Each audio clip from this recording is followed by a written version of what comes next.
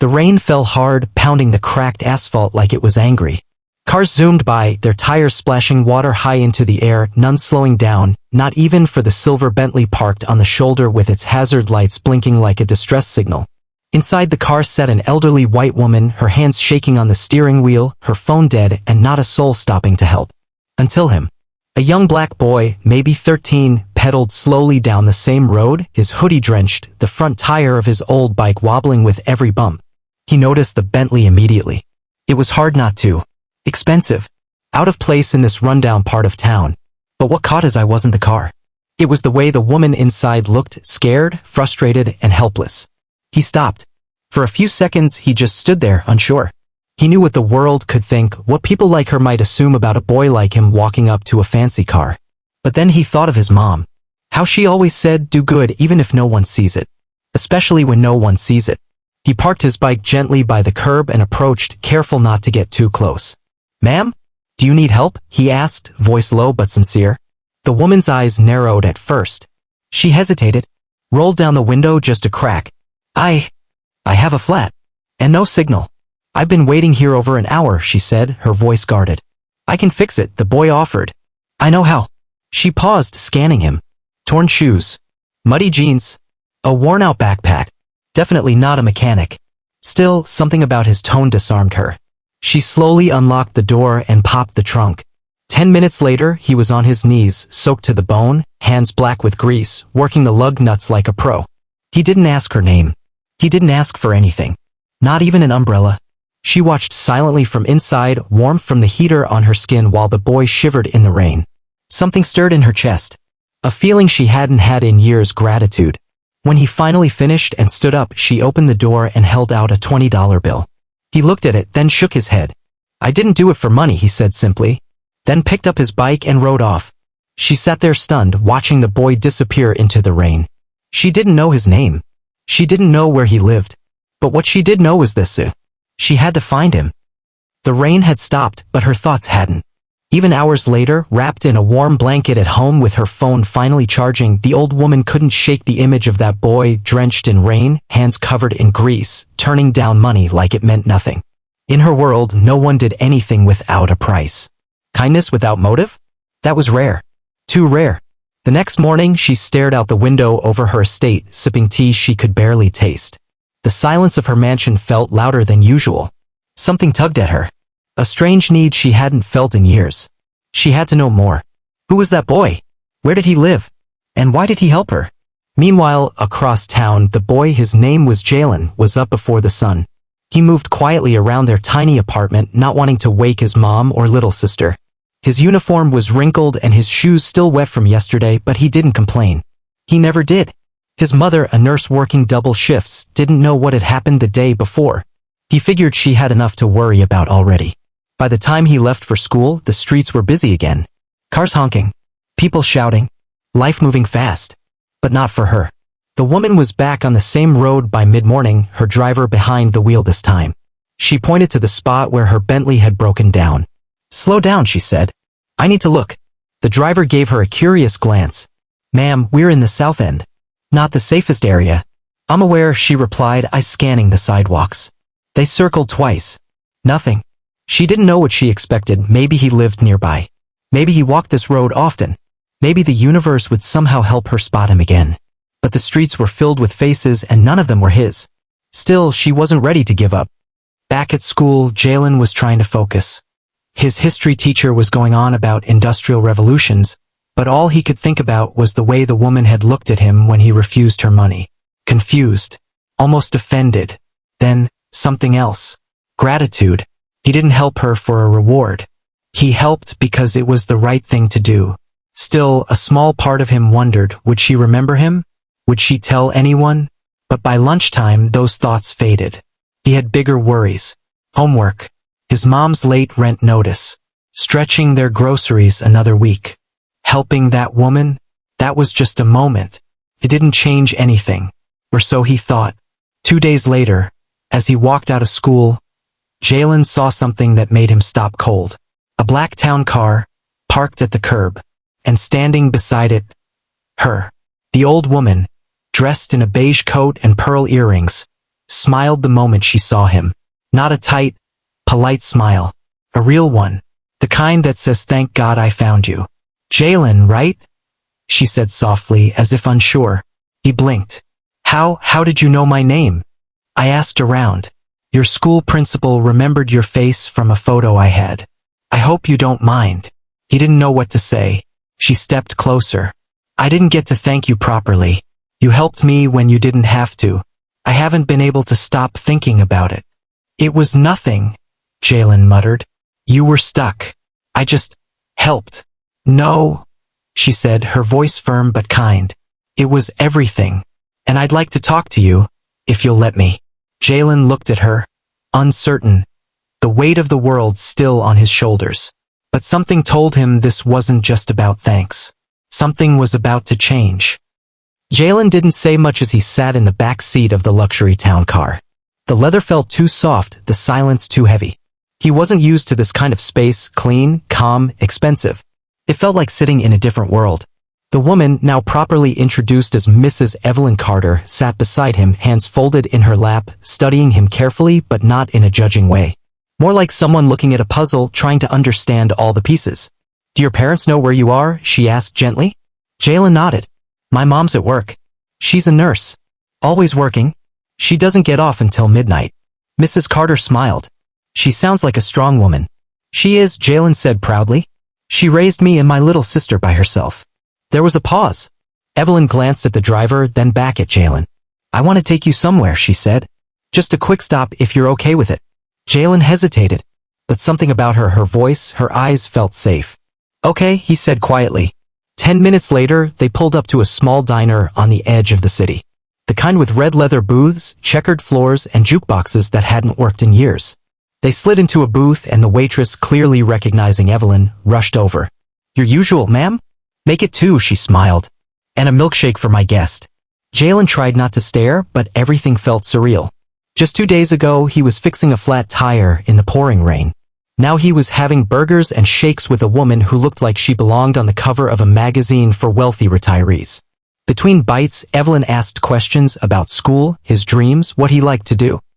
"I want to be an engineer," Jalen said, almost shyly. "I build stuff out of scrap sometimes. Old radios, broken fans. My mom says I have a fix-it brain." Evelyn leaned in, impressed. "That's a gift, you know?" He shrugged. "Doesn't really matter. We don't got money for college. I'll probably just work after high school. Help out." She said nothing at first, but her expression grew serious. "You know," she said, "I wasn't always wealthy. My husband and I built everything from the ground up. First with a small business, then a tech company. We worked hard, but we also got help. People who saw something in us when we didn't even see it in ourselves." Jalen looked up. "You remind me of those early days," she continued. "Hungry, sharp, honest." He didn't know how to respond. Compliments like that weren't something he heard often, especially not from people like her. They finished their meal, and Evelyn had the driver take him home. As they neared his neighborhood, her eyes scanned the worn-down buildings, the cracked sidewalks, the kids playing with deflated balls in the street.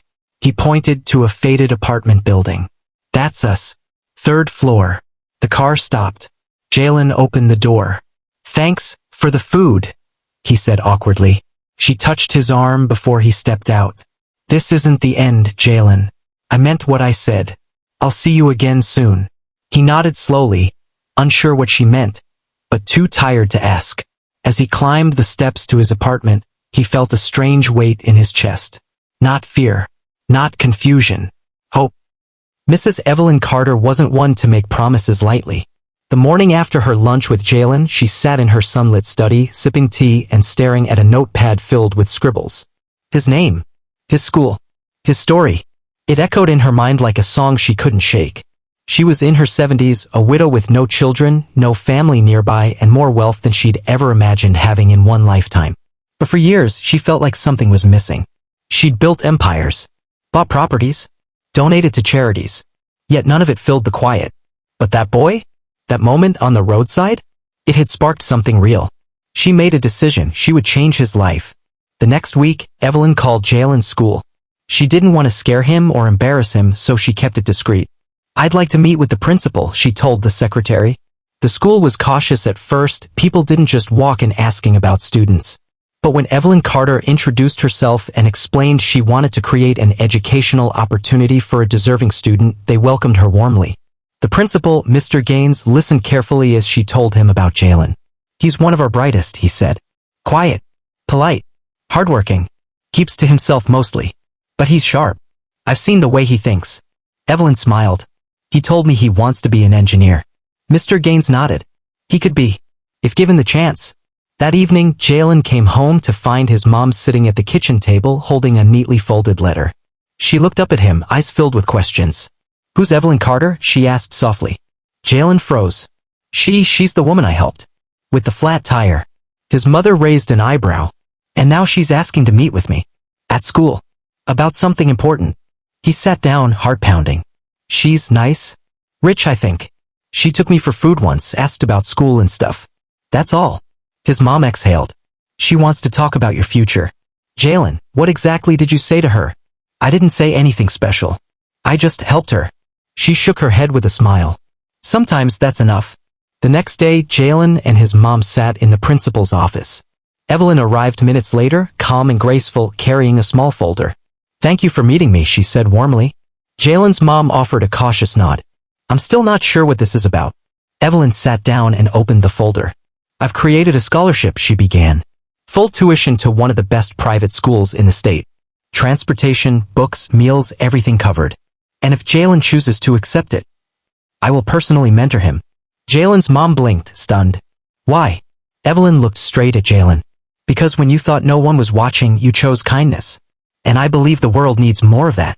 The room went quiet. Jalen sat frozen, unable to speak. His mom looked at him, eyes welling up. "You're serious?" she asked Evelyn. "I've never been more serious about anything." That night, Jalen lay in bed staring at the ceiling, the sound of his little sister snoring gently in the next room. He wasn't dreaming. It was real. A new school. A mentor. A future he hadn't dared imagine. All because he stopped on the side of the road and helped someone he didn't know. His mother's words echoed from earlier.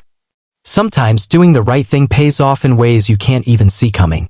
He smiled for the first time in days. Because maybe, just maybe, his life was finally changing. The first day at his new school felt like walking into a different universe.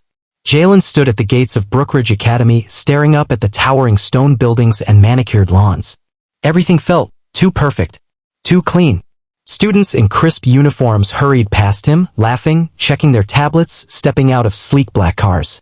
He clutched his backpack tighter, the same one he'd used for years, with a torn strap and frayed zipper. His sneakers were polished, but still old. Everything about him felt like it didn't belong. But he remembered Evelyn's words that morning, "You earned this. Just be yourself. That's more than enough." He took a breath and walked in. Classes moved fast. The teachers spoke differently, expected more. At first, Jalen struggled to keep up. The math problems were harder. The vocabulary tougher. Every time he raised his hand, he felt eyes on him. Some students were kind, curious. Others looked at him like he was a charity case. At lunch, he sat alone. Until someone approached. "You're the new guy, right?" A tall kid with messy blonde hair and a soccer jersey sat across from him. "Heard you're the one Mrs. Carter sponsored." Jalen tensed. "Yeah. Cool," the kid said. "Name's Liam. You play chess?" Jalen blinked. "A little." "Let's play sometime," Liam grinned. "You'll probably beat me. I suck." It was a small thing, but it meant something. Evelyn stayed in touch. Every Friday, she invited Jalen to her home for tea and tutoring. They didn't just talk about school, they talked about life, mistakes, business, and dreams. One evening, as they sat on her back porch watching the sunset, she said something that stuck with him. "You have two choices, Jalen. You can let the world tell you who you are, or you can show them." He nodded slowly. "I want to show them." She smiled. "Then you will." Back at home, things were changing too. His little sister, Maya, had started drawing him in a suit and tie, calling him Big Boss J.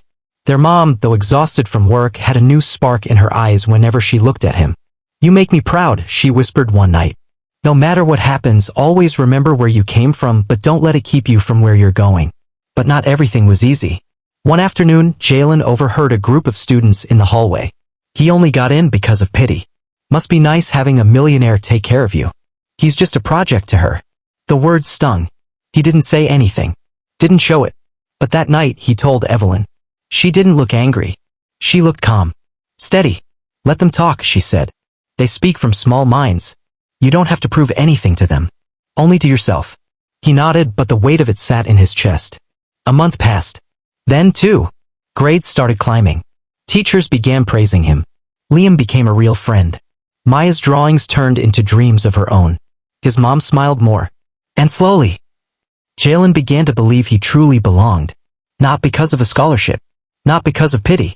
But because he was capable. Because he was worthy. But just as things began to settle, something unexpected happened. A letter arrived. Official. Embossed. Marked urgent. Evelyn read it once. Then again. Her eyes widened and her hands trembled. She picked up the phone and called Jalen's mother immediately. There's something I need to tell you, she said. Her voice was shaking. Jalen had just finished his homework when his mom walked into the room holding her phone like it might explode. She wants to speak with you, she said quietly. Jalen looked up. Who? Mrs. Carter. He took the phone, slightly confused. Hello? Jalen. Evelyn's voice was calm but serious. I need to see you and your mother. Tomorrow. It's important. Is something wrong? He asked. No, she said, then paused.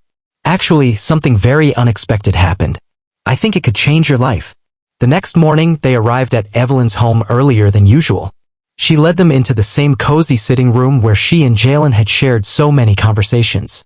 On the table sat a manila envelope, thick with documents. I wasn't planning to go this far, she said. But something kept pulling at me. I saw how determined you were, how you carry yourself, how much potential you have. And I started thinking, what if helping with tuition isn't enough? Jalen's mom raised an eyebrow. What are you saying? Evelyn looked at them both.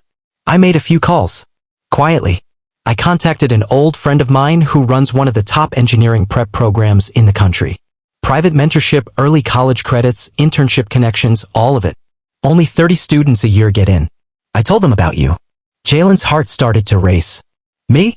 I send in your test scores. Your school reports. Some of the work you showed me. And yesterday, she opened the envelope and pulled out a single letter. They accepted you. Full scholarship.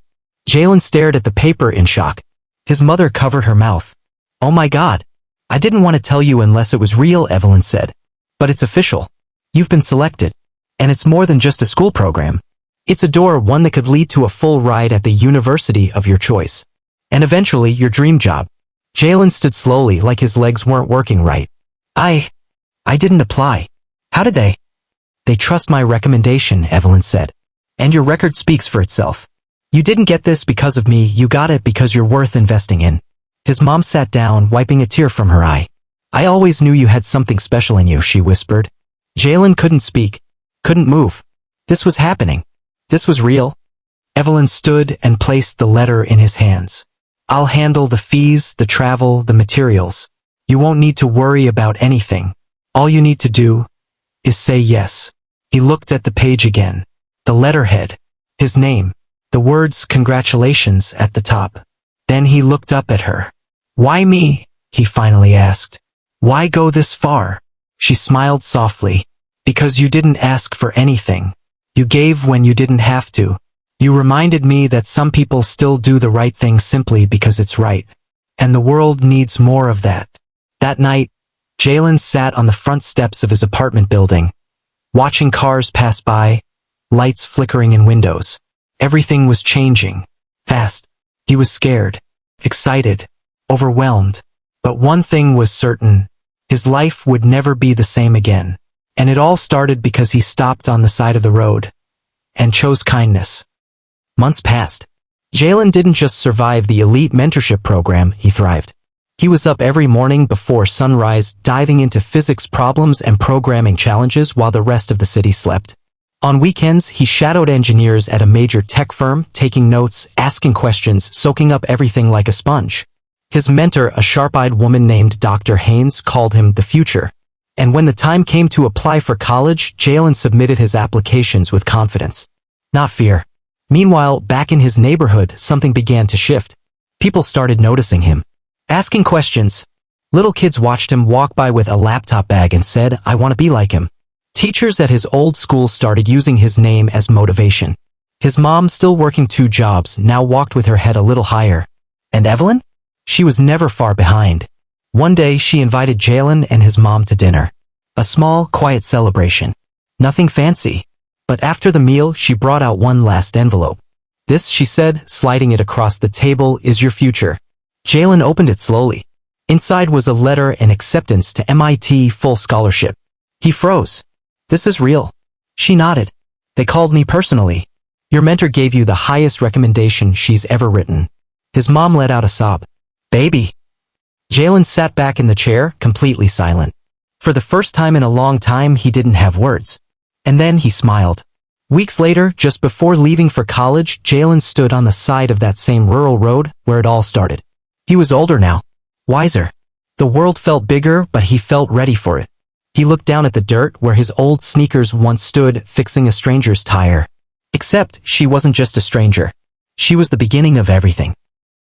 Jalen pulled out his phone and recorded a video. For the kids back home.